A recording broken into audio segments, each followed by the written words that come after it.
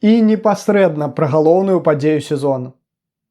Сёлетняе міжсезонне ў NBA распачалося вельмі актыўна і гучна. Па стане на канец чэрвеня адбылося ўжо некалькі бамбезных зменаў клубаў зорнымі гульцамі. Чым не падстава для беларусаў пачаць яшчэ больш цікавіцца NBA?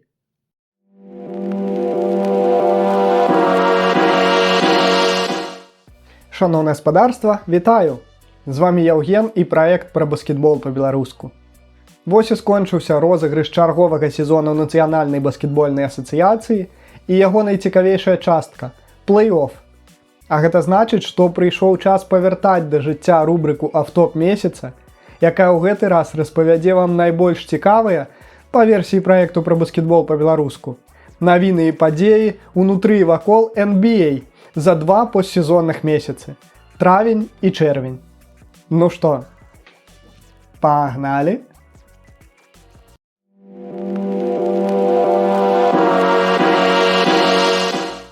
Да пачатку першага месяца лета мы з вами ўжо даведаліся імёны ўсіх уладальнікаў індывідуальных узнагарод рэгулярнага сезону Нацыянальнай баскетбольнай асацыяцыі 2025-2026 гадоў. Так, найлепшым трэнерам сезону быў названы хэд-коуч Бостону Джо Мазула, на чале з якім Селтикс здабылі 56 перамог у сёлетняй рэгулярцы, нават нягледзячы на тое, што большую яе частку ў складзе каманды адсутнічаў праз траўму яе намінальны лідар Джейсон Тейтум. Узнагароду найлепшаму гульцу рэгулярнага сезону другі год запар чамусьці атрымаў лідар Аклахомы Шэй Гілджас-Александр. Што цікава, уручаная яна яму была перад пачаткам першага матчу фіналу заходняй канферэнцыі на вачах у супернікаў з Сан-Антонія Спёрс на чале з яшчэ адным прэтэндэнтам на гэтую статуэтку Віктарам Вембаньямам. Як гэта паўплывала на матывацыю гульцоў гэтай серыі і чым яна скончылася, мы з вами ўжо ведаем. Апроч гэтага былі названыя баскетбалісты, якія патрапілі ў першую і другую сімвалічныя зборныя найлепшых навічкоў сезону, першую і другую зборныя найлепшых абаронцаў, а таксама ў першую, другую і трэцюю зборныя найлепшых гульцоў лігі. Адзначыў, што ўпершыню са свайго дэбютнага сезону не патрапіў ні ў водную з сімвалічных зборных суперзорны Леброн Джеймс, але не праз узровень свайго выступу ці статыстычныя паказчыкі, а таму, што не правёў мінімальна патрэбных для гэтага па новых правілах NBA 65 матчаў. Самай жа цікавай узнагародай, на мой погляд, зрабілася статуэтка найлепшаму сукамандніку лігі, якой быў уганараваны запасны цэнтравы Нью-Орлеан Пеліканс Деандре Джордан. І гэта нягледзячы на тое, што Деандре прыняў удзел ва ўсяго 12 матчах у гэтым сезоне. А цікавасці гэтай падзеі надае рэакцыя на яе самога цэнтравога. Ён з павагай і гумарам паставіўся да гэтага ўшанавання, выклаўшы ў соцсеткі відэа таго, як увесь свой вольны ад гульні час вытрачаў на тое, што рыхтаваўся падтрымліваць сваіх калег па клубу.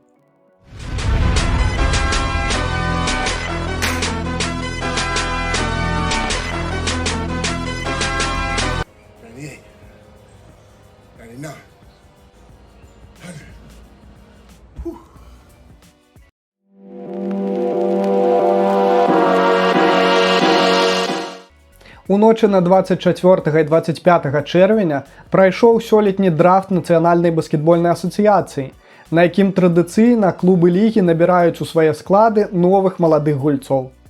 Пад першым нумарам на ім Вашынгтон даволі чакана абраў нападаючага універсітэту Брайхама і лідара студэнцкага чэмпіянату NCAA мінулага году па набраных ачках AJ Дібанцу. Ды агулам гэты драфт прайшоў даволі прадказальна і без вялікіх цікавостак. Апроч адной, пра якую я вам распавяду крыху пазней.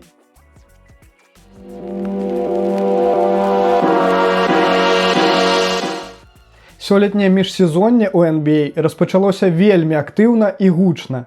Па стане на канец чэрвеня адбылося ўжо некалькі бамбезных зменаў клубаў зорнымі гульцамі. Так, Шарлот абмяняў свайго намінальнага лідара, найлепшага навічка 2021 году і ўдзельніку матчу ўсіх зорак 2022 Ламела Бола, а з ім і абаронцу Джоша Грына ў Мінесоту, атрымаўшы ўзамен найлепшага запаснога гульца лігі двухгадовай даўніны Наза Рыда, 1 драфт-пік першага раунда, 3 другога і 3 абмены пікамі ў першым раўндзе будучых драфтаў. Калішні найлепшы навічок года, найбольш прагрэсуючы гулец і па сумяшчальніцтве лідар Мемфіса Джа Морэнт, пасля шэрагу траўмаў і асабліва скандалаў, быў бесслаўна абмяняны ў Портланд усяго на 2 ралевікоў. Таксама нарэшце завяршылася адна з галоўных драмаў лігі апошніх гадоў. Чэмпіён NBA 2021 году, двухразовы MVP і 10-разовы All-Star Янис Антетокумпо нарэшце дамогся абмену з Мілуокі ў Маямі. Узамен на 4 маладых гульцоў, 3 пікі першага раунда драфта, 1 другога і 1 абмен пікамі. Разам з грэкам у хіт паехаў і... Не нехта з ягоных братоў, а нападаючы Бобі Портіс. Ну і ў апошні дзень чэрвеня стала вядома, што суперзорны ветэран Леброн Джеймс у наступным сезоне не павернецца ў Лейкерс, а выйдзе на рынак вольных агентаў. Сярод найбольш верагодных наступных месцаў працы караля ужо называюць Сан-Францыска, Кліўленд і Маямі.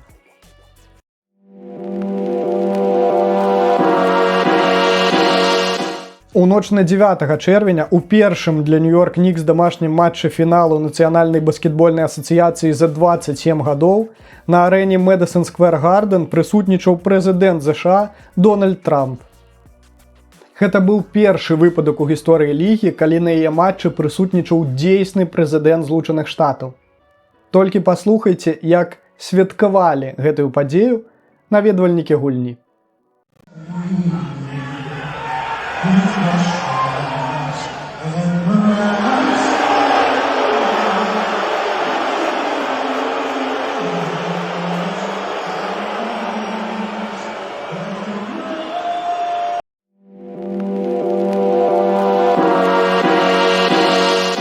І непасрэдна пра галоўную падзею сезону. У ноч на 14 чэрвеня завяршыўся фінал Нацыянальнай баскетбольнай асацыяцыі, у якім Нью-Йорк Нікс у 5 матчах перамог Сан-Антонія Спёрс і ўпершыню за 53 гады зрабіўся чэмпіёнам лігі. А мімаходзе Нью-Йорк адразу некалькі разоў увайшоў у гісторыю NBA. Так, падчас сёлетняга плэй-оф Нью-Йорк прайграў усяго ў 3 матчах з 19. І такім чынам зрабіўся ўсяго 3-м клубам у гісторыі лігі, якому падкаралася такая вяршыня. Апроч гэтага, Нікс паказалі найлепшую эфектыўнасць, то бок розніцу паміж закінутымі і прапушчанымі ачкамі за ўсю гісторыю плэй-оф NBA, плюс 283. Ды ўвогуле сёлетні фінал лігі зрабіўся самым праглядаемым у 21 стагоддзі. А тая гульня на Мэдысон Сквер Гарден, якую наведаў Дональд Трамп, дарэчы, стала адзінай прайгранай Нью-Йоркам у гэтым фінале. Цікава, ці ўспамінаў пра гэта уладальнік Нікс Джеймс Долан, калі пагаджаўся на будучае наведванне чэмпіёнамі Белага дому.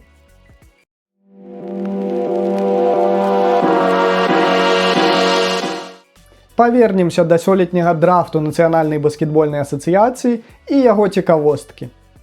У першым раўндзе пад 29 нумарам клубам Сакрамента Кінгс быў абраны нападаючы універсітэта Каннектыкута Алекс Карабан.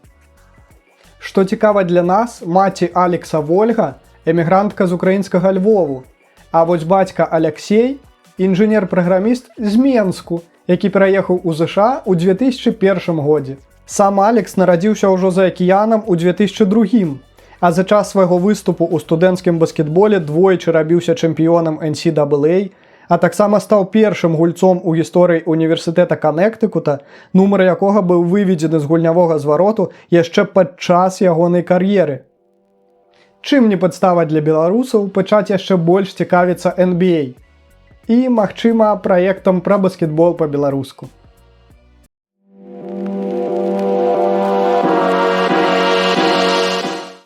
Вось такімі былі найбольш цікавыя баскетбольныя падзеі постсезонных месяцаў. А якія навіны траўня і чэрвеня, звязаныя з Нацыянальнай баскетбольнай асацыяцыяй, найбольш запомніліся вам? Пішыце ў каментарах і падтрымайце гэтае відэа рэпостам. А з вамі быў Яўген і рубрыка «Автоп месяца». Чакайце наступнага выпуску, падпісвайцеся на соцсеткі праекту пра баскетбол па-беларуску, дзяліцеся гэтым відэа з сябрамі і хай будзе баскетбол!